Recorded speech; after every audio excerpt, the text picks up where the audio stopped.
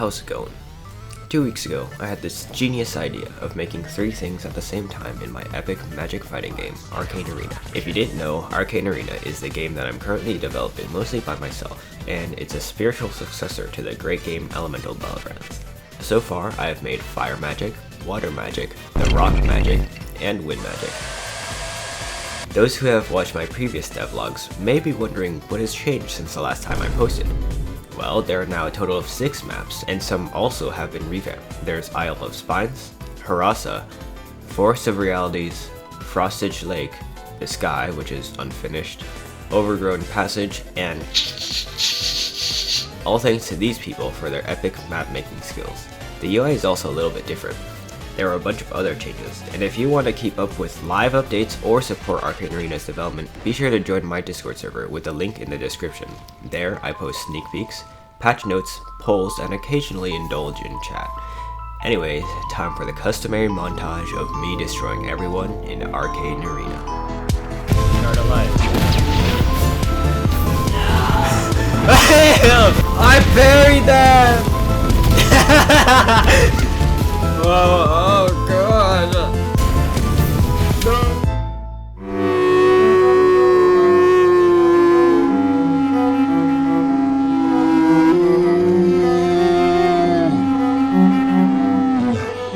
You're dead! Shit, bro. Today, you shall witness the making of Hot Rocks, also known as the first fused magic in Arcane Arena, Magma. Right now, all of the other magics are obtained by warping, which is just magic rolling without any dumb 0.0000001% chance rarities. But Magma is special because it is the first fused magic, which is very similar to Elemental Battlegrounds where you combine 2 magics to fuse a new one. In Arcane Arena, you can actually fuse more than 2 magics together to create a new one, but so far there aren't any magics that do that yet, and only Magma is fusible. So in order to start making Magma, that means I have to make... As usual, we start out with making something completely unrelated to the next magic. This time around though, I actually have good ideas, so I start working on the coolest system to come in-game: achievements. Achievements are exactly as they sound. When you reach some goal in-game, you earn an achievement. Each achievement gives a small amount of currency depending on its tier, with some harder achievements giving thousands of crystallized light, which is the currency used to buy spells. It's also important later, as well as a bunch of orbs of light, the currency used to get new magics. Anyways, before finishing achievements, I actually add a block bar and a sprinting animation, both which took me way too long to code, and also which both bugged very hard when I first added them. Actually, the moment I wrote this script, I went in and coded for another hour to try and fix the sprint animation bug. Except I literally just had to add this. And now it's fixed, I guess, so that was just an hour of useless work, hooray. Next, I added the functionality for achievements, but I didn't actually record this, so sadly there are no stupid moments for me to show. This was the earliest version of Tier 1 achievements, which was then changed to look like this instead. Here's what all of the achievement tiers look like. Tier 1 and Tier 2 achievements are pretty similar, and Tier 3 achievements just have a golden glow to it.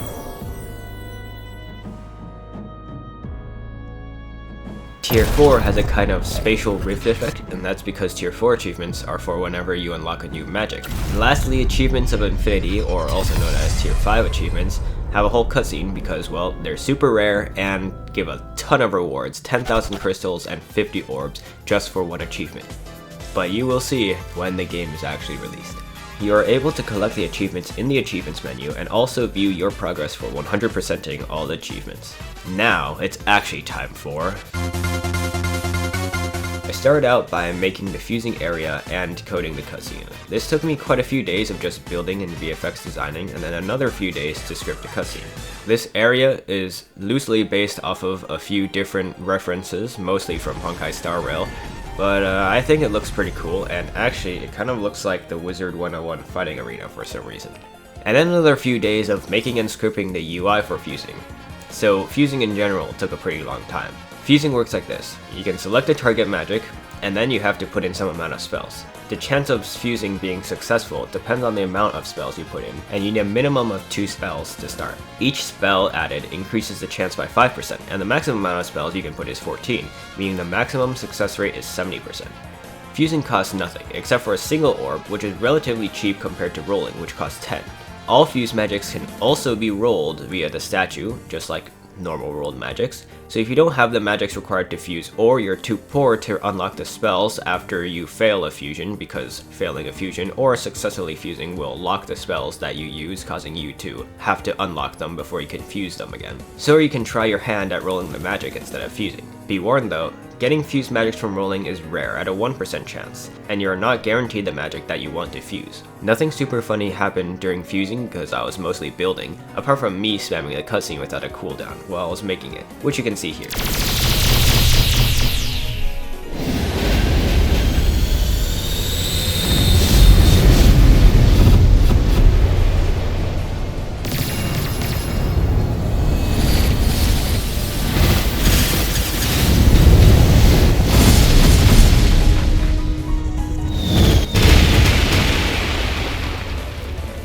Now it is time for making the long-awaited.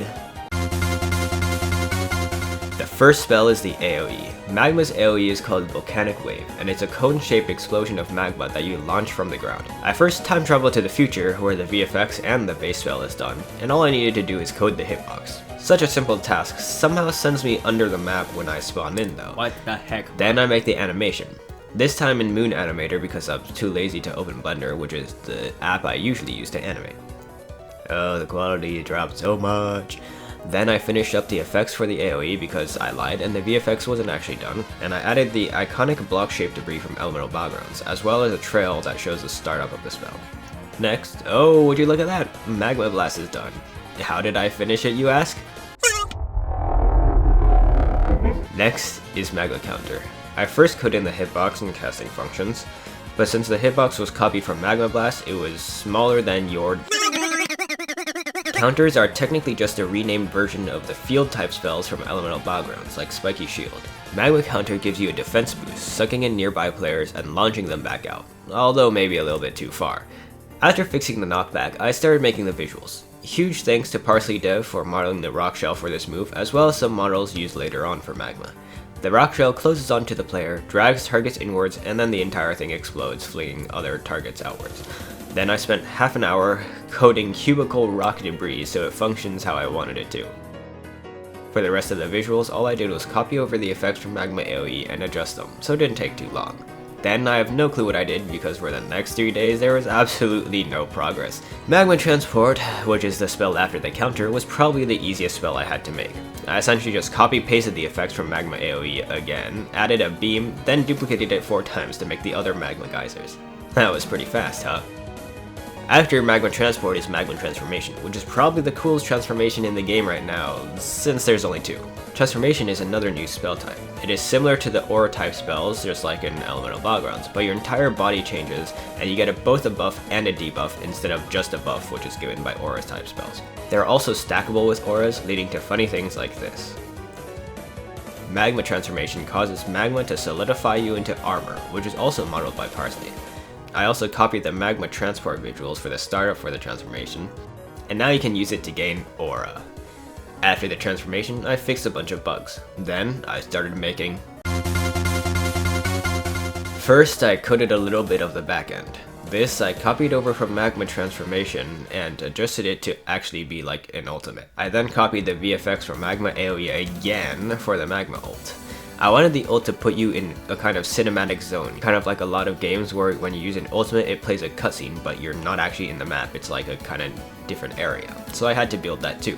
It consisted of a bunch of flaming hot rocks in a black dome, as well as some magma spouts that I stole from Magma's Transport.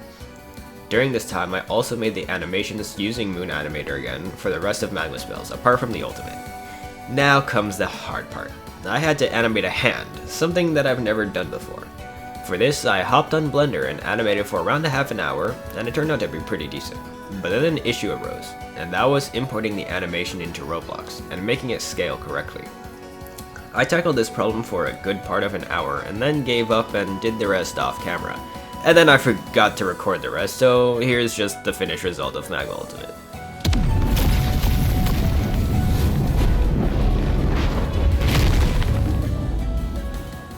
Magma also has one variant, Sulfuric Magma, which is purple, and it's actually really cool. If you search it up online, you can see a bunch of pictures of cool blue lava that you probably never knew existed before. Here's what all the spells look like. That's about it for this video. If you enjoyed watching, like and subscribe. This is my third devlog, so if you haven't watched the first two, be sure to watch them using the links in the description. If you have suggestions for the game, put them in the comments or in the suggestions channel in my Discord server. If you have suggestions for how I can make devlogs more entertaining, make sure to tell me in the comments. Stay tuned for the next installment, where I make the first boss fight in the game. Thanks for watching.